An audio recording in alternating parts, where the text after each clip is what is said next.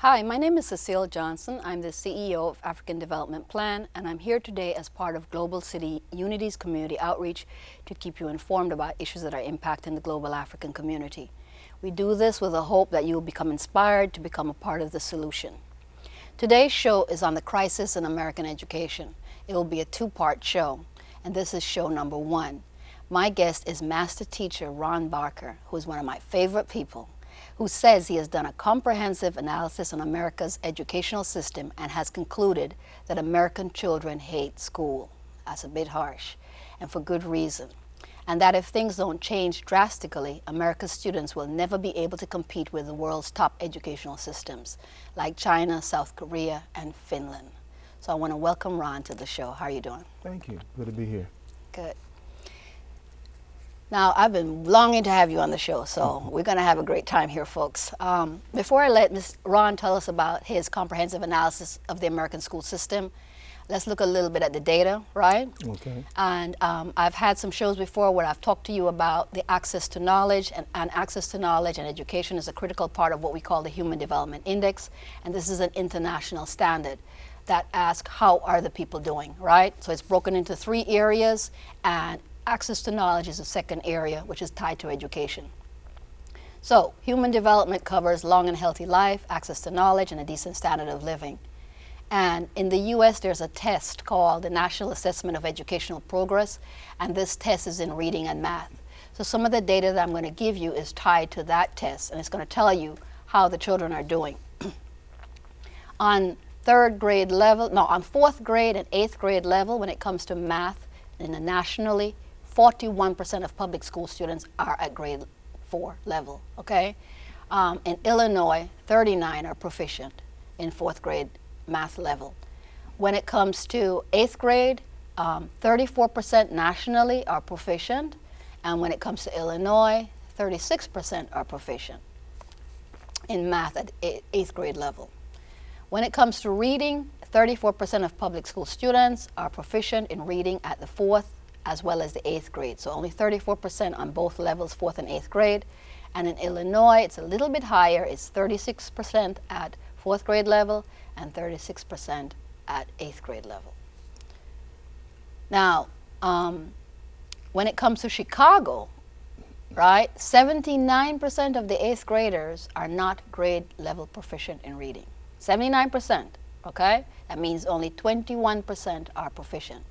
And when it comes to math, 80% are not grade level proficient in math. So imagine if 21% are already in reading and 20% are already in math, and 100% of them are heading off to high school, the problems the teachers are now going to have because they are just not where they need to be.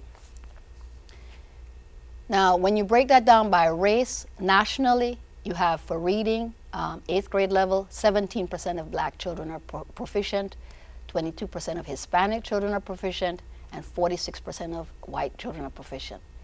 These are nothing to clap about, right? The black rate is very low, the Hispanic rate is very low, and under 50% for whites, they ain't doing so great either. So we have a crisis in public education. When you come to Illinois, you see that there's a big gap between white and black. Between white and black, you have a 33 percentage point when it comes to 4th grade reading, and Illinois is actually the 5th worst in the nation. And when it comes to 8th grade math, Illinois has a 34% gap between white and black in math, and they're the 9th worst in the nation. The seeds of student success are planted early in life, and we see that fewer than 3 in 10 children are enrolled in any kind of state-funded preschool.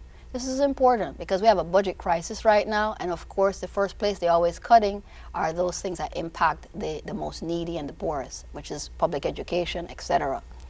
And so 3 in 10 children are enrolled in state-funded preschool. So the face of poverty in Illinois, 14.7% of our population here in Illinois is poor, and of that 9.5% are white, 20.7% are Latino, and 31.6% are black. So as we've told you, the face of poverty in Illinois is black. And when you go to some of our communities, North Lawndale, East Garfield Park, Burnside, Inglewood, it's all over 45, 46, 47% poverty rates, and Riverdale is at 58.3. we talked about graduation. CPS likes to talk about how its graduation rates have gone up. 69% of the students are graduating, and 11% of them are college ready. So we're going to get into why that is, right? Because if they ain't college ready, I don't know why they're leaving high school. So, Mr. Barker, Yes. Ron, I want to welcome you, and I want to give you an opportunity to tell us a little bit about yourself. Okay. But then I want you to respond to some of that data that I've given you. Tell me about your comprehensive analysis of our school system and how it just ties into this data that we just got. Okay, one thing I heard you say was that, you know, whites are not doing well, blacks are not doing well. Not any of our kids are doing well. Right. And it really started with me. Well, first of all, I'm a teacher, and what makes me different from other teachers, excuse me, is that I create curriculum. And when you create curriculum, that's how you can get trust and build relationships with students. Okay. And so imagine that you, one kid has a problem with fractions, say, and you write a song or a poem or something like that to get them really involved in it, and say, wow, this teacher actually cared about me enough to actually write a curriculum based on what I needed. And so it really started when I read the book, Tony Wagner's book called The Global Achievement Gap. And it says America has two achievement gaps. One that everybody know about, the difference between blacks and whites. And then there's another achievement gap that what even our best students can do versus what other countries can do around the world. And so that's what really started for me. And so when I heard that, I said it must be, it sounds like a systematic problem. Something that we are not doing or doing in the United States that has stopped all of our kids from really excelling as far as reading comprehension and other fields. Okay. So we have black and white. Yes. And we have what we're doing here versus globally. Yes. Those are the two gaps. Okay. Right. So I've heard you said before in talking to you, what does this really mean to the outcomes we expect from the educational system? What are the businesses saying, right? Is our educational system meeting their needs? And how did you interpret the findings and decide what your area of focus was going to be on? Well, for the last 10 to 15 years, business had been complaining about the recent graduates that they hired, saying that they do not have the skill sets for them to compete globally. And so what they're saying is that the kids do not have the ability to ask good questions. You ask good questions, that means you can actually break down and problem solve. So the kids cannot problem solve. Number two, they can't communicate. Their communication skills are not up to par. Well, their feelings, their thoughts, their ideas, they can't communicate them effectively enough to find out what are they doing, what they want us to do. And three is that they cannot work in teams, you know, because our school system is based on how well you do as far as getting a grade. And so they're constantly asking about, how am I doing, how am I doing? And the supervisors are saying that basically if I got to continually monitor you, I can do it myself. Mm. And so that's what's happening. So they can't problem solve, can't communicate, and can't work in teams. Right. I remember when I was going to FGCU in the 80s, 2001 or so. Okay. How they were talking about that. I have a degree in communications, and that was in response to what businesses were telling them. So exactly what you said is Okay. exactly why my degree is in communications. Okay. Because they're saying we can teach you everything else, but if you can't communicate, if you can't Right. present, Right. right, you can't work well with others, then that means when you come, you're a heavy burden. Right. Right. And another thing was happening too is that the International Literacy Association was saying that not only in America but all across the world is that our kids cannot read with comprehension. Okay. And so this year they actually changed their name from, they really get focused from International Literacy Association to International Reading Association. Okay. And so I put the two together. Businesses are saying that we want more hands-on learning. And so they've been pressing our legislation and everything like that. And so that's what came out with the Common Core State Standards. Okay. Because they kept pressing, saying we got to have a whole different school system. And so they saying that we want more real-world experience with our graduates, so when they come in, they can actually do real-world stuff. You know, so and that really translates to hands-on. So they wanted hands-on, and International Reading Association wanted our kids to be able to read with comprehension. So that was my focus with my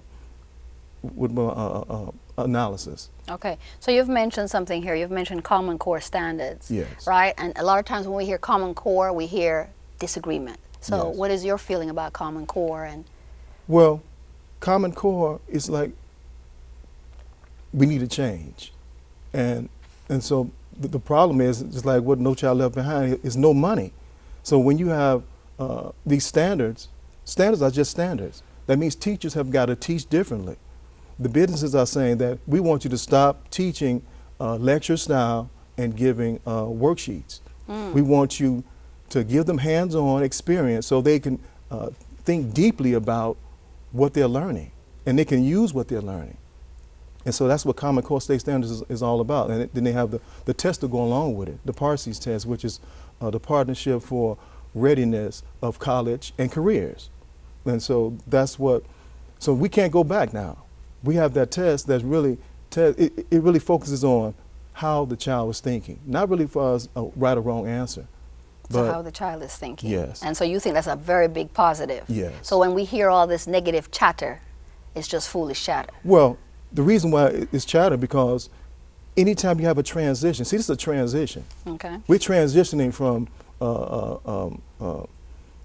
factory workers to technological workers, and so we're slow to catch up. And so that's what it's really about. And so everybody's just fighting change and saying, well, I don't understand this, I don't understand this, and how come the PARCES test has to be in 2 different parts? Well, this particular year is only 1 part. So they can't really complain about that. So it's about, can your child read with comprehension? Read with comprehension, which is very critical for critical thinking Yes. skills. So I think what it sounds like is that there's not been a good enough campaign to educate people about what this Common Core is, Right. and how it is actually something that's beneficial, and how it's good since we are such transient people, Yes. right? When I lived in New York, we had one level of education. When I moved to Florida, good Lord, Yes. right? It was Yes. like something else. Yes. And you go to California, and you go to other places. So since we are transient and we are one country, we Right. would expect that all of the children going through all the same schools, right, It would should be. have the same outcomes as far as ability to achieve. Yes. Okay. So, folks, I want you to really listen to what he's saying here, because we hear a lot of talk, we hear a lot of chatter, and people are fighting against things and talking about all this testing. But what exactly are we testing? He's explained that to you. Common Core is not something to fight. Common Core is going to make sure that your child is able to read with comprehension, which means he'll have critical thinking skills, which means that he'll be able to think himself out of this box that we're currently in. Now, you talked about, when I was doing a little pre-interview with you, that there are 6 major learning stages that a person goes through in America, right? Right. Can you expound on that? Well, it's what I call cribs to careers. Now, the cribs is when the child is first born to 2 years old. And then you have a 3 to 5 year old, which is preschool, 3-year-old, 4-year-old, and then you have the 5-year-old kindergarten. Then you have 6 to 13, that's grammar school. Then you have 14 to 18, high school, 19 to 22, that's college, and then you have 23 and older, that's careers. So it's cribs to careers. Okay. Now, when I broke it down and as far as focusing on hands-on reading, now what I found when I analyzed the newborns to the 2-year-olds is that the mothers did a fantastic job of what they call lap reading. They put the child in their lap, have the book. Well, first of all, I had to analyze what is the common definition of what is reading with comprehension. Right.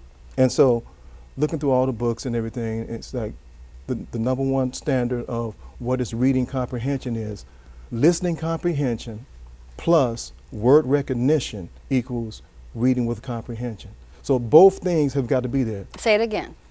Listening comprehension plus word recognition equals reading with comprehension. Okay. If both things are not present, then you do not have reading with comprehension. Okay. And so lap reading is really the best way to teach a child how to read with comprehension, because the child is on the lap, The book is there. They see the book. They see the words.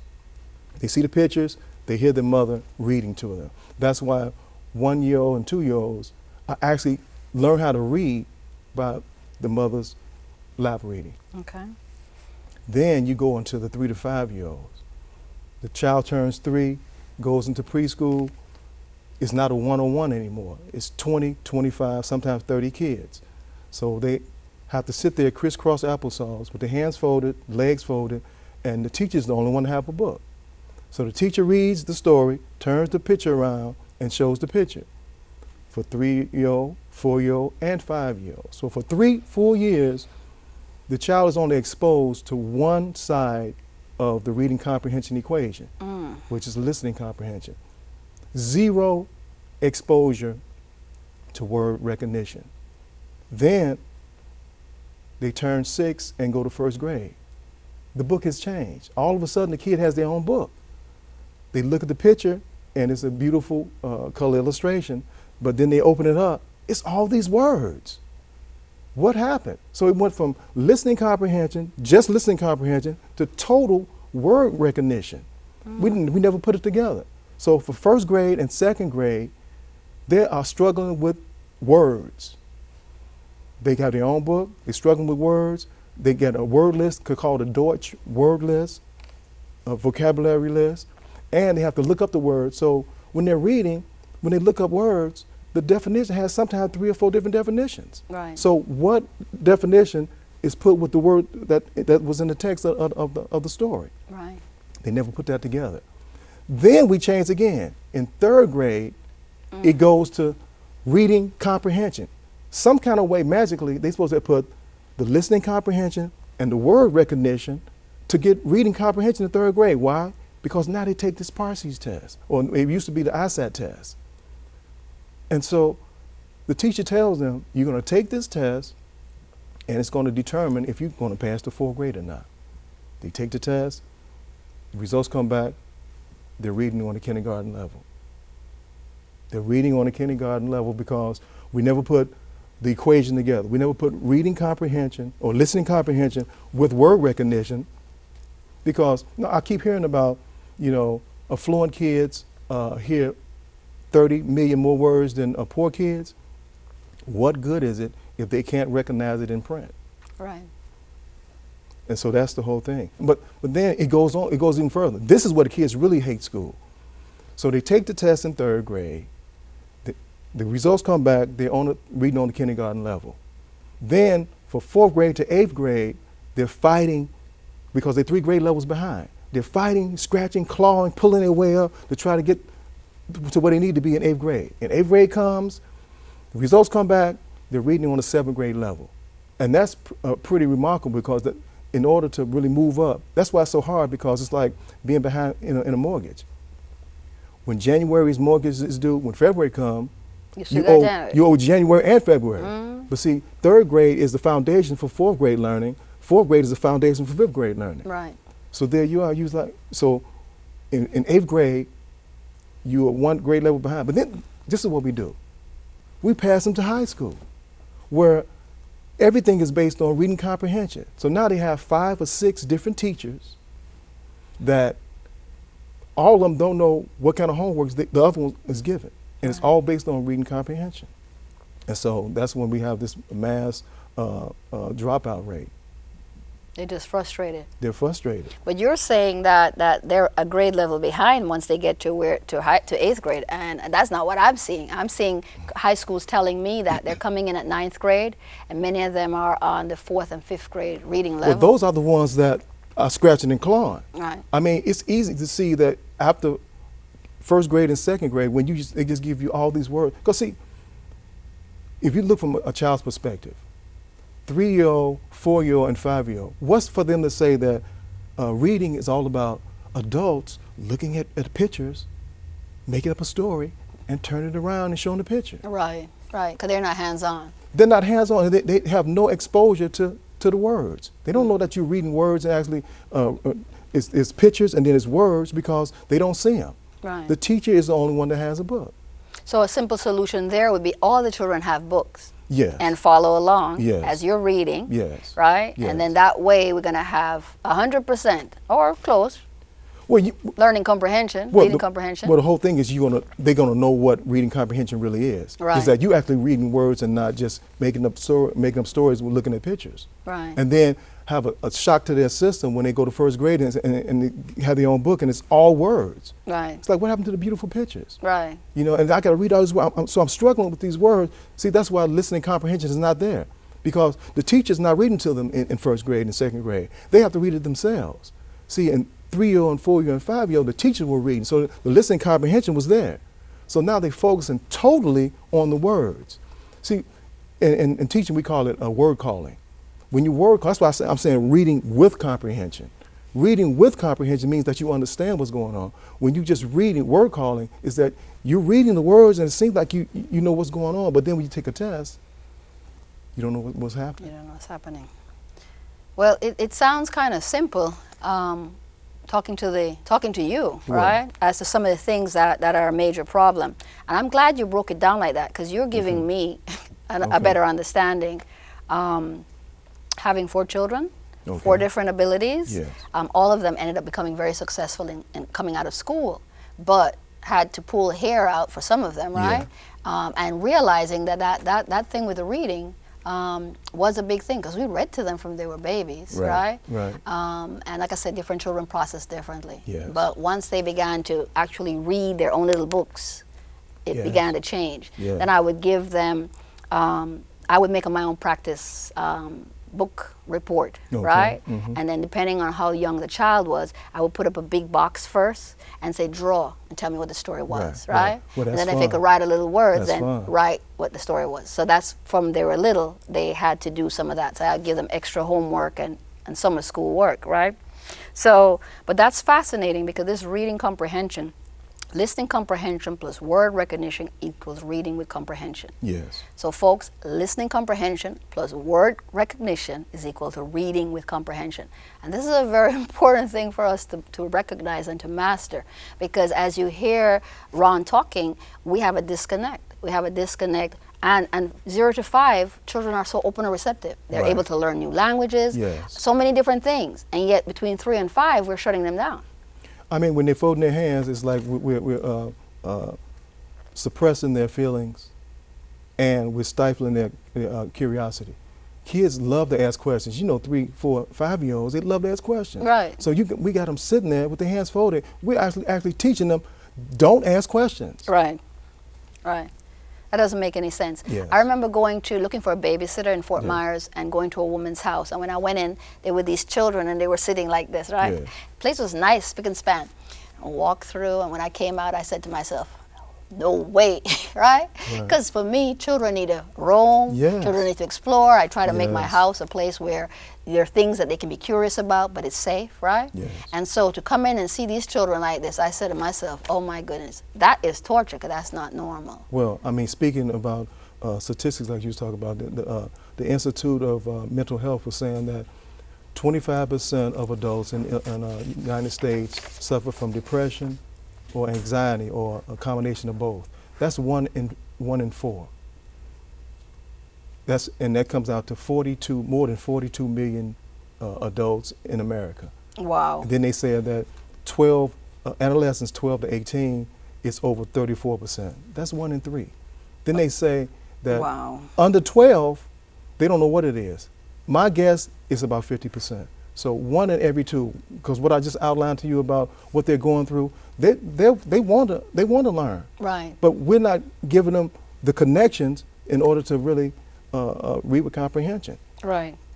So when we look at the increase in drug use, when we Yes. look at all these other social ills, right? Yes. So we're shutting them up, we're suppressing them rather than giving them a natural outlet, Yes. right, to express themselves, Yes. and then be able to shape the expression Yes. once it comes out, right?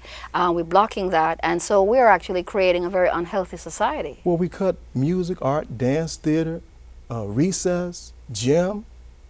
They have no way to express themselves. Versus what Finland, who's the #1 educational system in the world, is doing. Right. I mean, it's they're doing the total opposite. And they're the happiest place to live in is in Finland. Well, we're going to have a show 2, and in that Okay. show 2, I'm going to be asking you some questions about that, right? Okay. So as we get close to wrapping up, I think it's actually sad. I feel sad listening, right? Yeah. Because our children are our most precious possessions. Right. They are our future. Right. And if we're creating the dysfunction in them and making them unhappy, and then we see all these children who are being medicated, Yes, right? yes. And then we see a school system which is failing them because they haven't sat back and done the analysis that Right. you were talking about. Right. And so I'm going to be wanting to talk to you more about not only your observations, but some solutions, right? Yeah, some simple things that we can do. There's you some know. simple things we can do, okay? So I want to thank you for Okay, thank you. coming in and talking about this and for sharing and letting people know that this is a 2-part series. This is very serious. This is a crisis in our public education. We're not just focusing on what happens to black children or Hispanic children or children of color, even though we know in Chicago public schools 91% are children of color and their achievement is very low. But when you look at all of the children, even amongst the white children, their achievement levels are not that great either. They may be 3 times ours, right? Yes. Or 4 times ours, but But they don't compare when it But- comes globally. exactly, It's nowhere exactly. near. And so now we look at all this potential being lost because we are bringing in people from out of Yes. other countries Yes. to meet jobs that we have not prepared our own children for. So I want to thank you for coming in, Master Teacher Ron Barker. And again, my name is Cecile Johnson, and I am the CEO of African Development Plan. And we are trying through this series that we're doing called Connect the Dots to bring not only data, which I'm a data person, but give you some analysis behind the data as to why what's going on in our communities. Someone like Ron Barker, folks, Ron is a teacher, or was a teacher, and left teaching in order to finish his research. And in doing this research, has had to go back to work, right? Yes, yes. And that's the crisis we have in our community. Those of us who want to make a difference end up having to do all these other things. So that means that it sacrifices the work that needs to be done. So we're going to talk a little bit more to Ron. But I want you to think about this. I want you to think about the quality of the information you've just heard from this gentleman and why we don't have a black think tank funded by our community, right? So that thinkers like this can focus on the work. Our children are growing up and they don't have a lot of time, okay? And Ron, with the things that he's going to be talking about and the things that he's talked about, can make things happen for us. But he will need funding. We need to have a brain trust. We need people like Ron in the brain trust, and we need to be able to come up with our own solutions for our own community. So again, my name is Cecile Johnson. I'm CEO of African Development Plan, and I want to thank Global City Unity for this community outreach. That's what this programming is about, and for giving us this opportunity to talk to the black community and to others on about educational issues with the goal, again, of finding solutions. You can reach me at www.africandevelopmentplan.org or via email at African, just like it sounds, AFRICAN, africandevelopmentplan@gmail.com. Look forward to you following up with us as we go into part 2 of the crisis in education in America, and thank you for listening.